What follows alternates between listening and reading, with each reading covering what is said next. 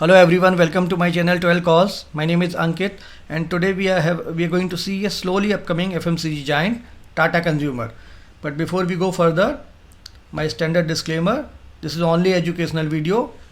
Also a word about me. So here we have 2-year data of Tata Consumer. This is more of a weekly chart, so more of a long-term data. And here we can see it's in the slight downtrend in the last 6 to 8 months. And here we can see it touch here and then it may top out here, and from there if it comes to something around 680 rupees, it becomes a entry point. Also if it's correct further and comes to 650 rupees, it becomes even a better entry point.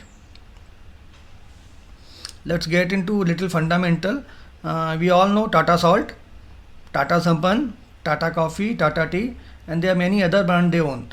Also, I was reading an article that they are in talk with 5 other brands and they may be buying them soon. So that's why I kept the article topic as slowly upcoming giant.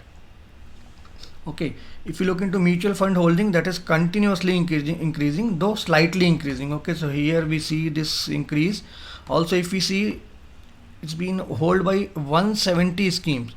170 is lot of number. Okay, and if you get into allocation, detail allocation, there are a lot of individual schemes that kept around 6 to 5% money into Tata Consumer, which is good. So I can conclude on the basis of this one. If it comes to 650, it becomes a good entry point for the target of 720 and 810 rupees. If somebody have a very long term horizon like 1 year, 3 year time, so from 650 it can go to even 1000 rupees. So that's all for today guys. I'll conclude here. Please subscribe to my channel. Jai Hind, Jai Bharat.